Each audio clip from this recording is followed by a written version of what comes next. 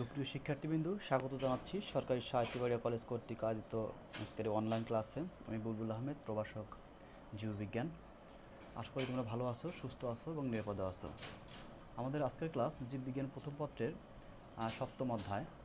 সেই সপ্তম অধ্যায়ে যে নগ্নবীজি এবং আবৃত উদ্ভিদ, যে সাইকাস গণ রয়েছে অথবা বৃক্ষ রয়েছে, সেই সাইকাস সম্পর্কে আজকে আমরা আলোচনা করব। তো আমাদের আজকের আলোচনার বিষয় থাকবে সাইকাসের গঠন বৈশিষ্ট্য, মূল, জীবন্ত জীবাশ্ম। সাইকাসকে কেন জীবন্ত জীবাশ্ম বলা হবে তার কারণ, সাইকাস উদ্ভিদের শনাক্তকারী বৈশিষ্ট্য, সাইকাস উদ্ভিদের সাথে ফার্নের যে মিল পাওয়া যাবে সেগুলো নিয়ে আলোচনা হবে এবং জনন প্রক্রিয়া, অর্থাৎ সাইকাস কীভাবে বংশবৃদ্ধি করে সে বিষয়গুলো নিয়ে আজকে আলোচনা করা হবে। তো আমরা সাইকাস উদ্ভিদ সম্পর্কে যদি প্রথমেই একেবারেই সাধারণ কিছু তথ্য আমরা জানি, সেক্ষেত্রে যেগুলো বিষয়গুলো নিয়ে কথা বলতে হবে সেগুলো হচ্ছে সাইকাস একটি বহুবর্ষজীবী উদ্ভিদ, অর্থাৎ এটি অনেক বা দীর্ঘকাল ধরে বেঁচে থাকতে পারে বা টিকে থাকতে পারে। এরপরে সাইকাস একটি নগ্নবীজি উদ্ভিদ, তোমরা এটা অবশ্যই জেনেছো, কারণ আমরা কিন্তু নগ্নবীজি উদ্ভিদের একটি প্রতিনিধি হিসাবে এই যে সাইকাস, সে সাইকাসকে নিয়ে আমরা আলোচনা করছি। সাধারণত পাহাড়ের উপর শুষ্ক স্থানে জন্মে থাকে। তো তাহলে আমরা চট্টগ্রামের যে পাহাড়ি অঞ্চল, সেখানে আমরা এই সাইকাস উদ্ভিদ পেয়ে থাকি। তো সেখানে যে সাইকাসের যে প্রজাতিটা পাওয়া যায় সেটি মূলত সাইকাস পেকটিনাটা। এরপরে গজনী বনাঞ্চলেও জন্মতে দেখা যায়। গজনী, শেরপুরের যে গজনী অঞ্চল রয়েছে সেটাও কিন্তু ধরনটা পাহাড়ি, তো সেখানেও সাইকাস জন্মতে দেখা যায়। এরপরে যে কথাটি, তথ্যটি বহুল প্রচলিত, সেটি হচ্ছে প্রায় 30 কোটি বছর পূর্বে এই সাইকাস উদ্ভিদের আবির্ভাব হয়ে গেছিল মেসোজোইক যুগে। এরপরে সাইকাসের যে শ্রেণীবিন্যাস, আমরা সাইকাসের শ্রেণীবিন্যাসে যদি আমরা দেখি তাহলে এর যে কিংডম বা রাজ্য সেটি হবে প্লান্টি, কারণ এটি একটি বৃক্ষ। ডিভিশন হবে সাইকাডোফাইটা ক্লাস সাইকাডোপসিডা, অর্ডার সাইকাডেলস। এই অর্ডারটি কিন্তু গুরুত্বপূর্ণ। সাইকাডেলস, ফ্যামিলি সাইকাডাসিয়ে এবং জেনাস সাইকাস। তো সাইকাসের যদি গঠন বৈশিষ্ট্য, সেই গঠন বৈশিষ্ট্য আমরা একটু যদি চিন্তা করি, তাহলে এখানে যে ছবিতে দেখা যাচ্ছে আমরা সেই ছবির সাথে মিলিয়ে এর গঠন বৈশিষ্ট্য পড়ার চেষ্টা করব। সেগুলো হচ্ছে, বলা হচ্ছে সাইকাস স্পোরোফাইট, যা মূল কাণ্ড এবং পাতায় বিভক্ত। তো স্পোরোফাইট এই কথাটি আসলে এরকম যে যেসব উদ্ভিদ স্পোর উৎপন্ন করতে পারে, অর্থাৎ যেসব উদ্ভিদের যদি আমরা কোনো দেহকোষ নেই, সে দেহকোষ এমন হবে যে সেটা হবে ডিপ্লয়েড টাইপের। পরবর্তীতে এই দেহকোষ থেকে যে গ্যামেটগুলো উৎপন্ন হবে, যেমন পুংগ্যামেট, স্ত্রী গ্যামেট, শুক্রাণু বা ডিম্বাণু, সেগুলো হবে হ্যাপ্লয়েড, অর্থাৎ ডিপ্লয়েড যে দেহকোষ রয়েছে সেই ডিপ্লয়েড দেহকোষ থেকে মাইসিস বিভাজনের মাধ্যমে হ্যাপ্লয়েড গ্যামেট সৃষ্টি হয় এই জাতীয় উদ্ভিদে। এজন্য বলা হচ্ছে সাইকাস একটি স্পোরোফাইট উদ্ভিদ। এবং এটি আমরা দেখতে পাচ্ছি মূল, কাণ্ড এবং পাতায় বিভক্ত। সাইকাসের মূল আছে, কাণ্ড, এটুকু কাণ্ড এবং পাতা, এই প্রধান তিন ভাগে ভাগ করা যায়। এবার বলা হচ্ছে কাণ্ড খাড়া, অশাখ, স্থূল, বেলনাকার। আমরা কিন্তু এখানে কাণ্ডের কোনো শাখা দেখতে পাচ্ছি না, এবং এটার যে আকৃতি সেটা কিন্তু বেলনাকার। তারপর বলা হচ্ছে স্থায়ী পত্রমূল দিয়ে আচ্ছাদিত বলে অমসৃণ। এই কাণ্ডের কথা বলা হচ্ছে, এটি অমসৃণ। কেন অমসৃণ? কারণ পত্রমূল দিয়ে আচ্ছাদিত, এর চারপাশে কিন্তু পত্রমূল এই যে দেখা যাচ্ছে। অর্থাৎ পত্রমূল কেন কাণ্ডের সাথে লেগে থাকবে? কারণ আমরা জানি এই উদ্ভিদগুলোতে যে পাতা ঝরে যায়, সে পাতা ঝরে যাওয়া একদম ঠিক গোড়া থেকে ঝরে যায় না। যেমন এখানে একটু দেখানো যেতে পারে, ঠিক গোড়া থেকে ঝরে না গিয়ে একটু উপর থেকে ঝরে যায়, অর্থাৎ গোড়ার কিছু অংশ এখানে থেকে যায়।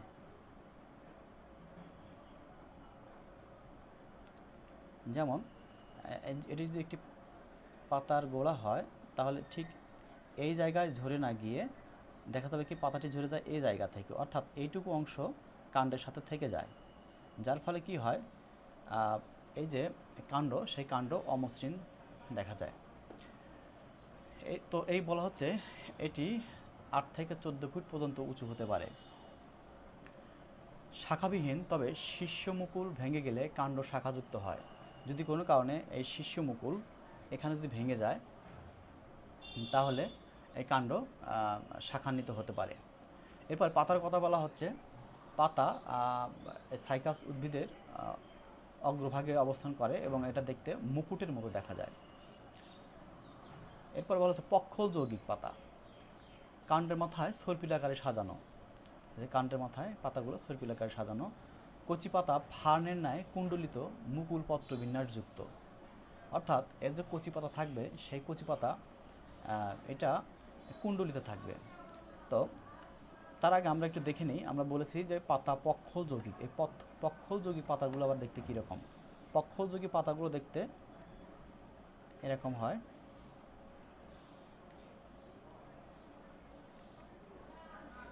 এভাবে পাতাগুলো একই স্থান থেকে বের হয়। অর্থাৎ যে আমি যে আঁকাচ্ছি, এটা একটা পত্রখণ্ড, এটা পত্রখণ্ড, এটা পত্রখণ্ড। এগুলিকে আচ্ছা, এগুলিকে পত্রখণ্ড বলা হচ্ছে। তো এবং এই পত্রখণ্ডগুলো পুরোটাই কিন্তু একটি পাতা। সেই পাতাতে এরকম অসংখ্য পত্রখণ্ড থাকবে এবং এই পত্রখণ্ডগুলো ঠিক এইভাবে একই স্থান থেকে দুপাশে বের হবে। এই ধরনের পাতাকে বলা হচ্ছে পক্ষল যৌগিক পাতা। আর কচি পাতা এখানে যে বলা হচ্ছে কুণ্ডলিত থাকবে কচি পাতা, সেই কচি পাতা কুণ্ডলিত থাকে। সেই কুণ্ডলিত থাকার ধরনটা এরকম, এইভাবে কুণ্ডলিত থাকে। তো এটি অনেক সময় অনেকটা ফার্নের সাথে মিলে যায়। ফার্নের পাতাও, কচি পাতাও এরকম কুণ্ডলিত থাকে।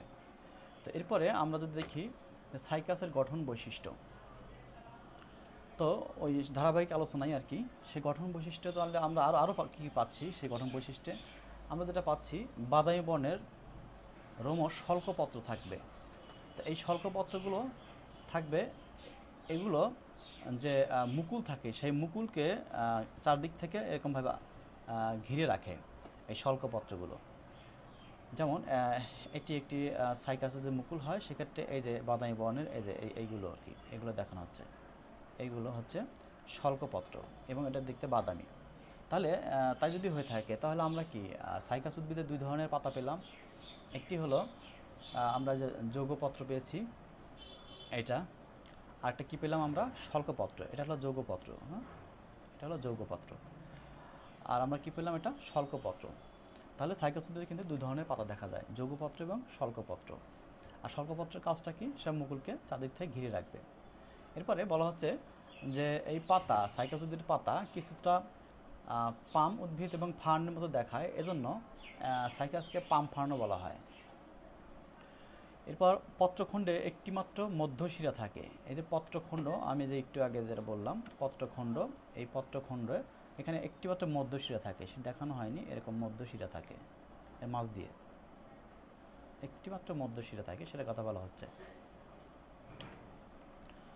তো শুধু মধ্যশিরা থাকবে, এর কোনো উপশিরা থাকবে না। তো পাতা সংখ্যা প্রজাতি থেকে এক প্রজাতি থেকে অন্য প্রজাতিতে বিভিন্ন রকমের হতে পারে। এরপরে আমরা কাণ্ড নিয়ে কথা বলেছি, সাইকাস উদ্ভিদের পাতা, এবং এরপরে এখন আমরা যদি মূল নিয়ে কথা বলি, তাহলে মূলের বিষয়টা হবে এরকম যে সাইকাস উদ্ভিদের প্রাথমিক পর্যায়ে, অর্থাৎ যখন গাছটি ছোট থাকে, তখন এর প্রধান মূল থাকে।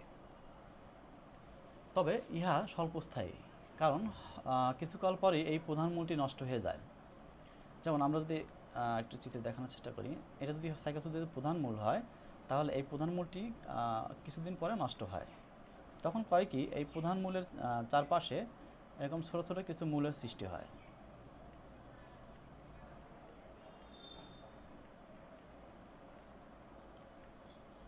এরকম ছোট ছোট মূলের সৃষ্টি হয়। এই মূলগুলোকে তো এই প্রধান মূলটি নষ্ট হয়, পরবর্তীতে এই এর চারপাশে যে ছোট এবং কিছু শাখা প্রশাখাযুক্ত মূল সৃষ্টি হয়, সেই মূলগুলোকে বলা হয় অস্থানিক মূল। এটা হবে অস্থানিক মূল। অস্থানিক মূল। তো অস্থানিক মূল এইভাবে দেখানো যেতে পারে অস্থানিক মূল এইটা।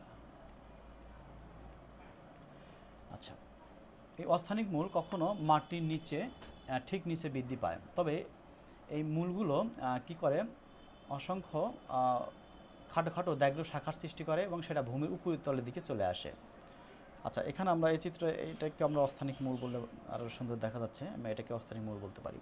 তো এই মূলগুলো মাটির নিচেই থাকে, তবে অধিকাংশ মূলই আবার কী করে পরবর্তীতে মাটির উপরিতলের দিকে চলে আসে। এটা যদি মাটির উপরিতল হয়, মাটির উপরিতলের দিকে চলে আসে।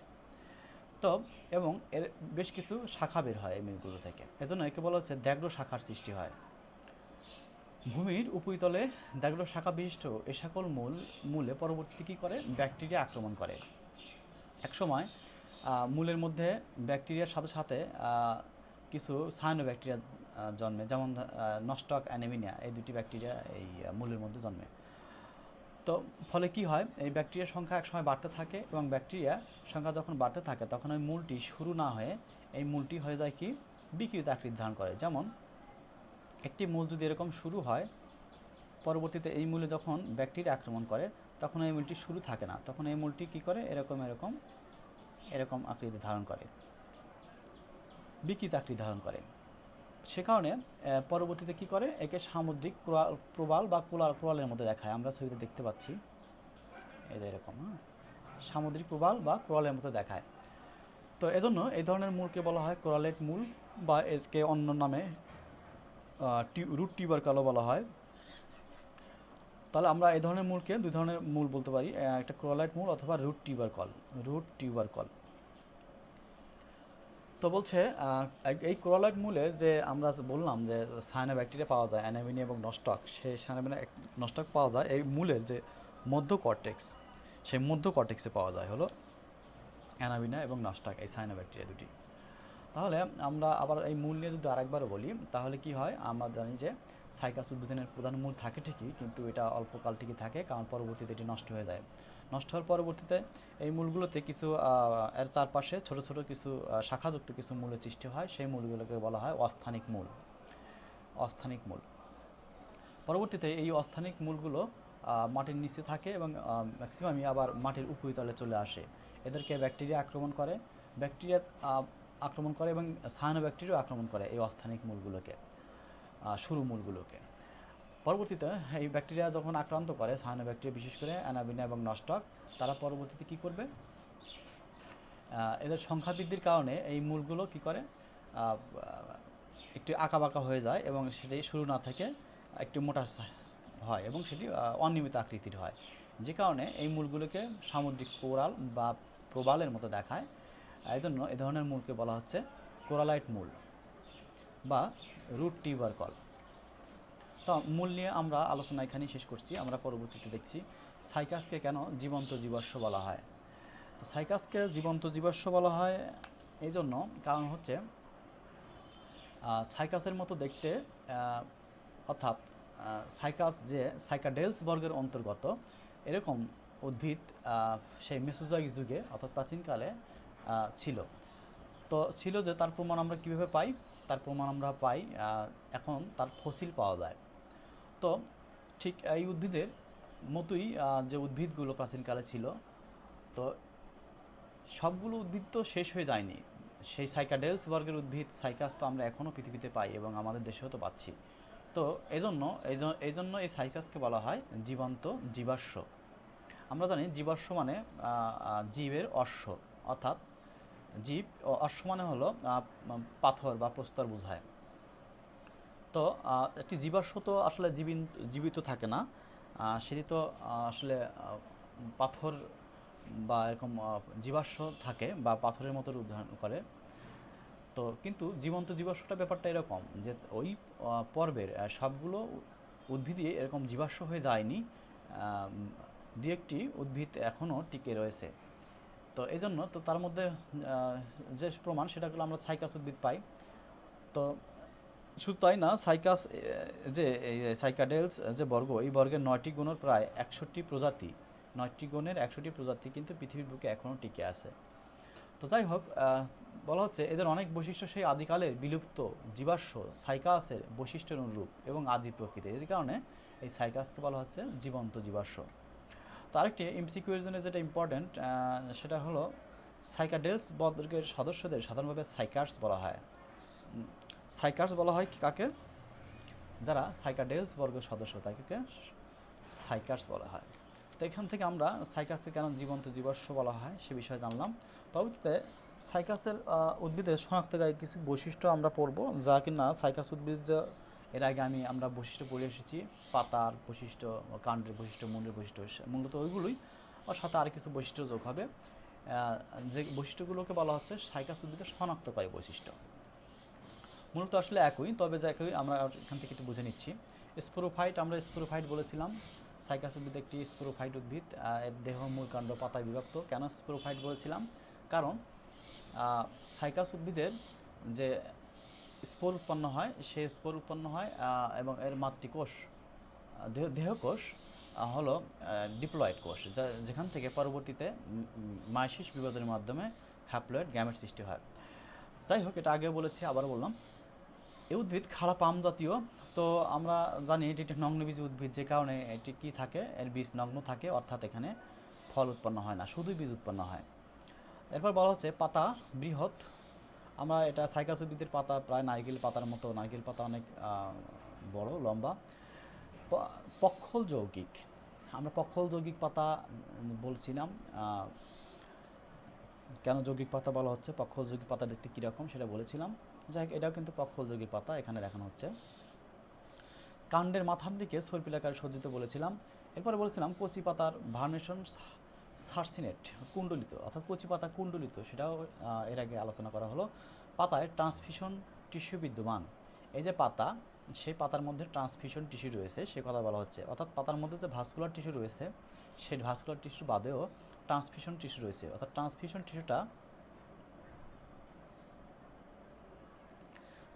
টিস্যুটা এখানে ভাস্কুলার টিস্যু, সেই ট্রান্সফিশন টিস্যুটা ভাস্কুলার টিস্যুর দুদিকে, এর মধ্যে মধ্যশিরা বরাবর পাতার যেটা ভাস্কুলার টিস্যু পাবো, সেই ভাস্কুলার টিস্যুর দুই দিকে আমরা এক ধরনের টিস্যু পাই, যেগুলো ট্রান্সফিশন টিস্যুর কথা বলা হচ্ছে।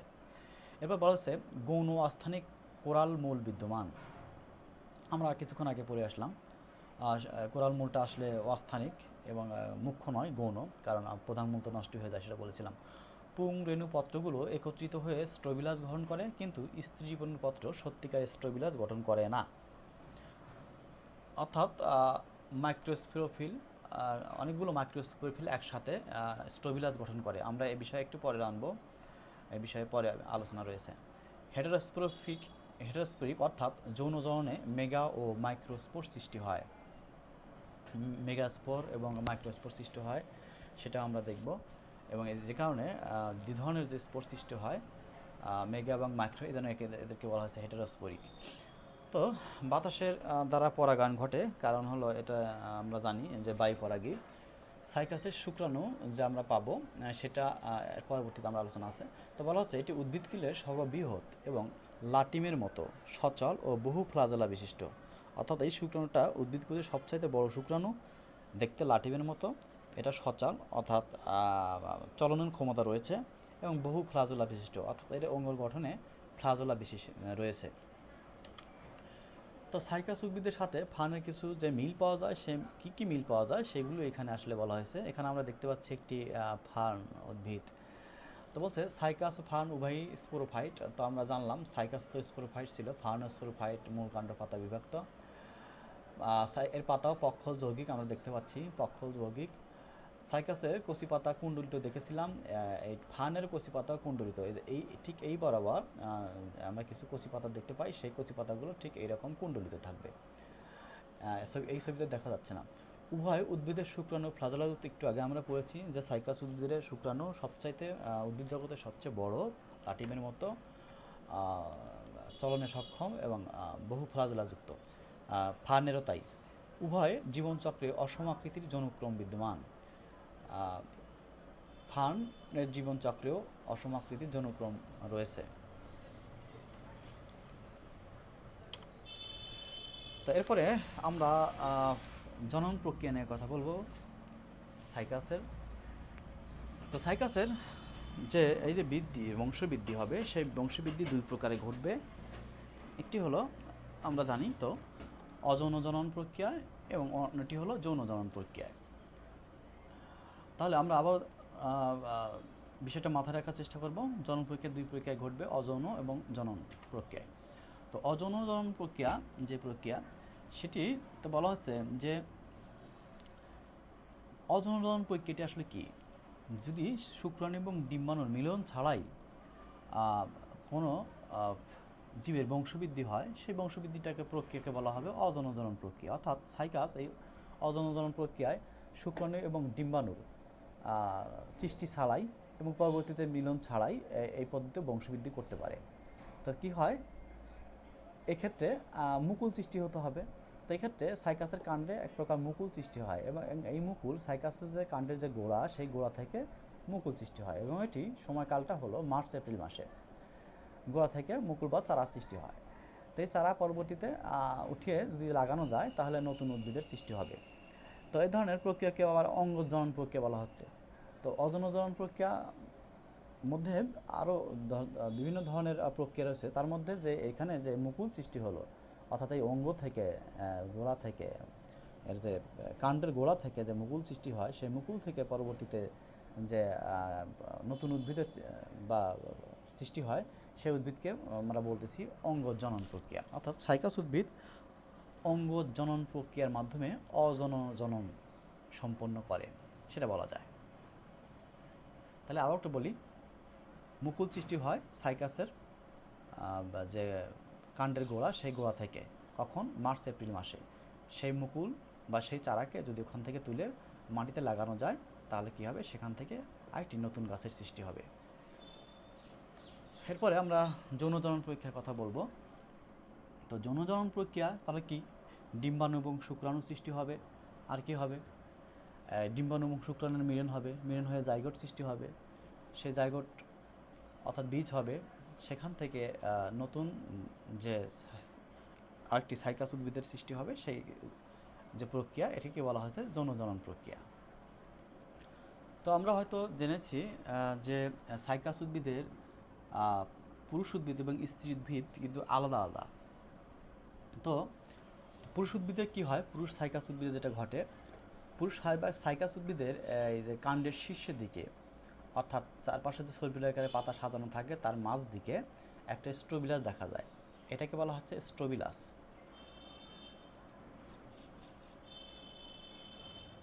স্ট্রোবিলাস, এটা হচ্ছে স্ট্রোবিলাস। এই স্ট্রোবিলাসটা আসলে কী দিয়ে গঠিত, এটা হলো স্ট্রোবিলাস।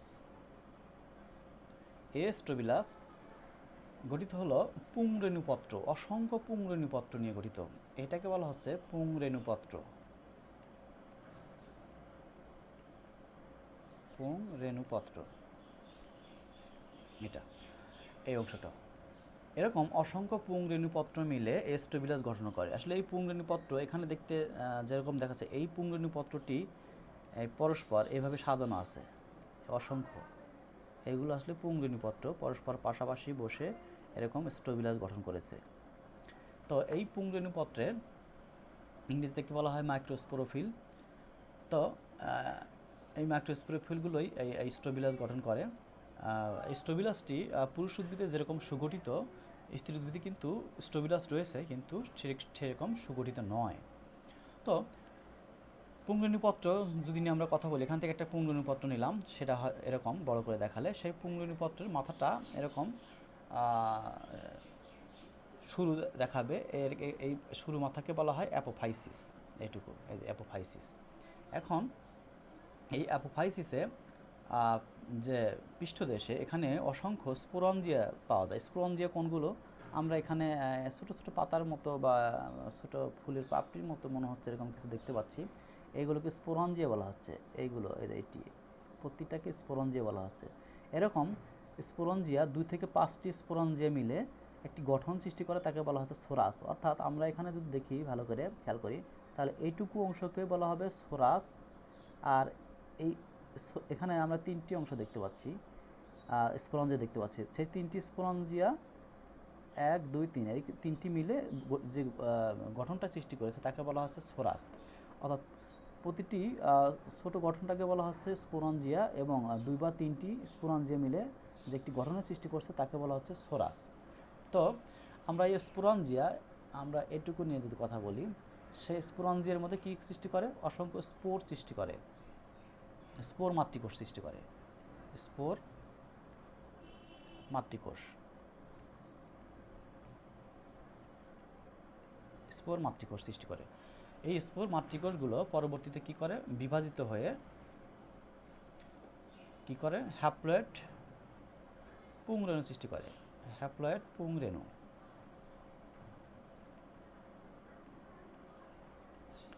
এই পুংরেণু থেকে পরবর্তীতে কি হয়? শুক্রাণু সৃষ্টি হয়। তাহলে আমরা বিষয়টাকে যদি আমরা আবারও বলি যে সাইকাস উদ্ভিদের যে পুরুষ উদ্ভিদ রয়েছে, সেই পুরুষ উদ্ভিদে অসংখ্য পুংরেণুপত্র মিলে স্টোবিলাস গঠন করে, অসংখ্য এরকম পুংরেণুপত্র মিলে স্টোবিলাস গঠন করে। এই পুংরেণুপত্রতে থাকে স্পোরাঞ্জিয়া, সেই স্পোরাঞ্জিয়াতে যে স্পোর মাতৃকোষ থাকে সেটি মাইসিস বিভাজনের মাধ্যমে হ্যাপ্লয়েড পুংরেণু সৃষ্টি করে। এই পুংরেণু থেকে পরবর্তীতে সৃষ্টি হয় কি? শুক্রাণু।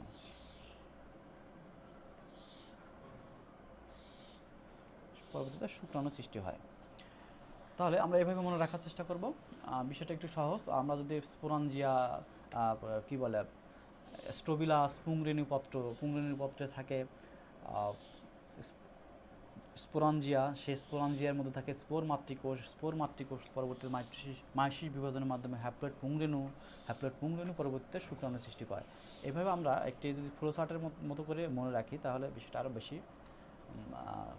সময় ধরে মাথায় থাকবে। তো আমরা এখন পুং যে উদ্ভিদ সাইকাস সেটা বললাম, এখন আমরা স্ত্রী উদ্ভিদ পড়ব। তো সাইকাসের যে স্ত্রী উদ্ভিদ, সেখানেও কি যে আমরা এখানে আমরা স্টোবিলাস পাচ্ছি, এটাকে স্টোবিলাস বলা হচ্ছে। আমরা পুং স্টোবিলাস এবং স্ত্রী স্টোবিলাসের মধ্যে কিন্তু কিছু পার্থক্য পেলাম। সে পার্থক্য দেখা যাচ্ছে যে পুং স্টোবিলাসের মধ্যে আমরা পেয়েছিলাম যে মাইক্রোস্পোরোফিল, আর এখানে কিন্তু মেগাস্পোরোফিল অর্থাৎ স্ত্রী রেণুপত্র থাকবে, অর্থাৎ স্ত্রী রেণুপত্রই কিন্তু স্ত্রী উদ্ভিদের এই স্টোবিলাস গঠন করবে। তো স্ত্রী রেণুপত্র পুংরেণুপত্র থেকে ঢিলেভাবে সজ্জিত থাকে, এখানে দেখা যাচ্ছে, আমরা দেখতে পাই। তবে এজন্য কোনো কম্প্যাক্ট স্টোবিলাস গঠন করে না। আর এজন্যই পুং স্টোবিলাস থেকে যে স্টোবিলাসের পার্থক্য, সেই পার্থক্য কিন্তু আসলে এখানে এই জন্যই যে কি ঢিলেভাবে সজ্জিত থাকে এখানে স্ত্রী রেণুপত্র। তো স্ত্রী রেণুপত্রের কিনারে ডিম্বক সৃষ্টি হয়। আমরা এই যে স্ত্রী রেণুপত্র যদি একটা, এখানে অনেকগুলো স্ত্রী রেণুপত্র মিলেই তো একটি স্টোবিলাস গঠন করেছে। এখন আমরা যদি একটি স্ত্রী রেণুপত্র নেই তাহলে দেশটা দেখতে কেমন দেখা যাবে? এই ছবিতে একটু ভালো দেখা যাচ্ছে, অর্থাৎ এটা হয়তো এটা একেবারেই পরিণত। তার আগে আমরা যে গঠনটা দেখতে পাই সেটা হয়তো এটা।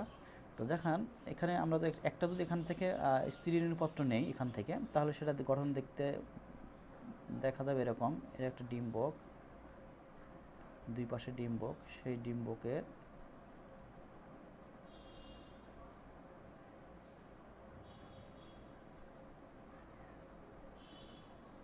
এরকম, অর্থাৎ যে স্ত্রী রেণুপত্র, সেই এই স্ত্রী রেণুপত্রের দুই পাশে কিন্তু এরকম ডিম্বক পাওয়া যাচ্ছে।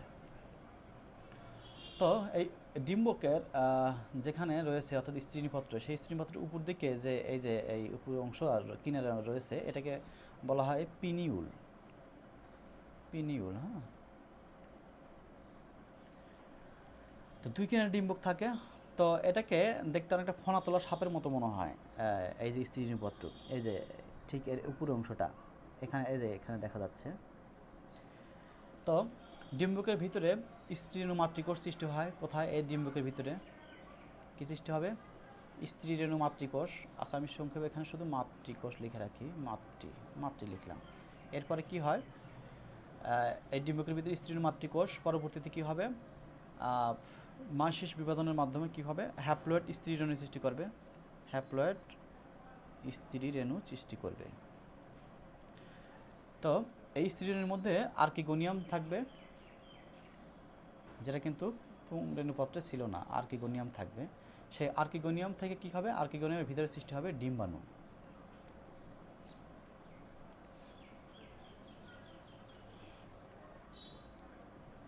ডিম্বাণু সৃষ্টি হবে।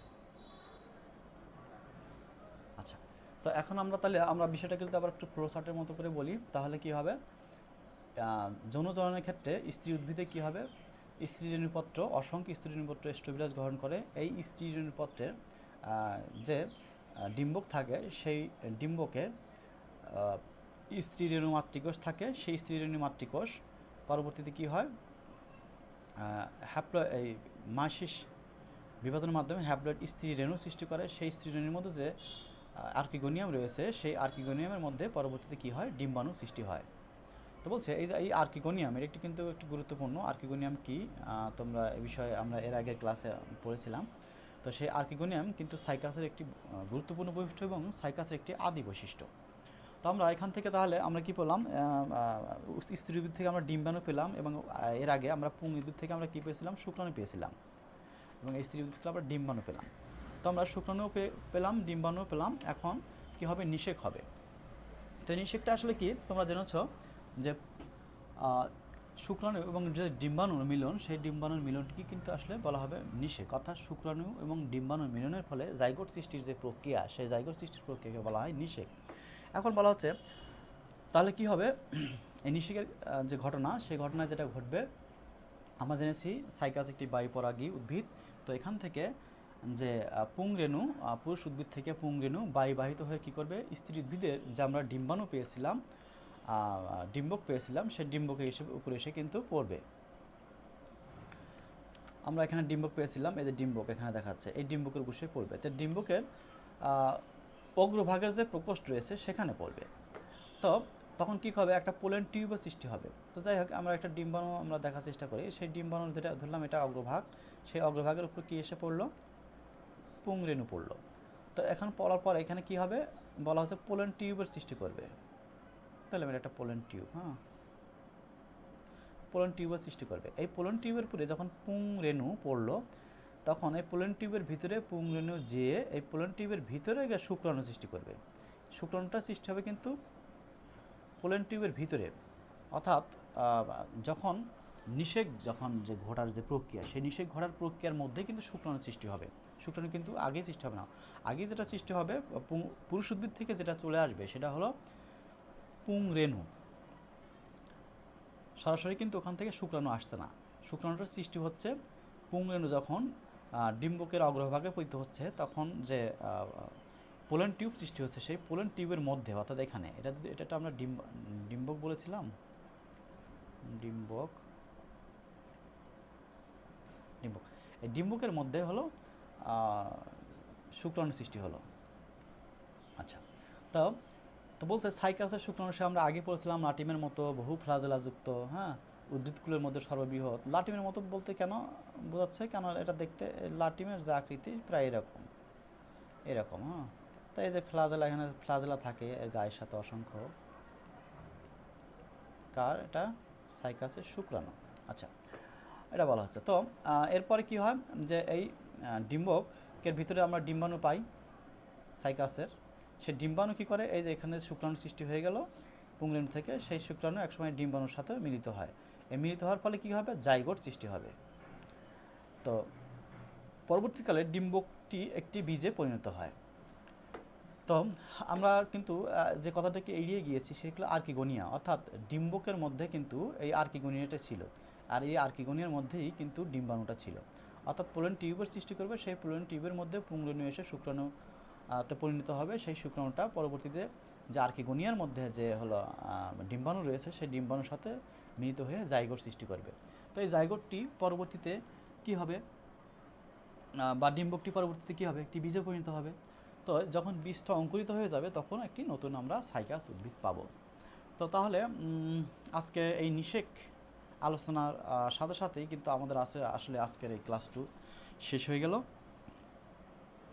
তো আমরা আশা করি তোমরা ক্লাসটি বুঝেছো। ক্লাসটি যদি তোমরা প্রথমবার না বুঝো, রিভিউ দিয়ে আবার যদি ক্লাসটা দেখো, শোনো, সেক্ষেত্রে আমার মনে হয় তোমরা ক্লাসটা বুঝতে পারবে।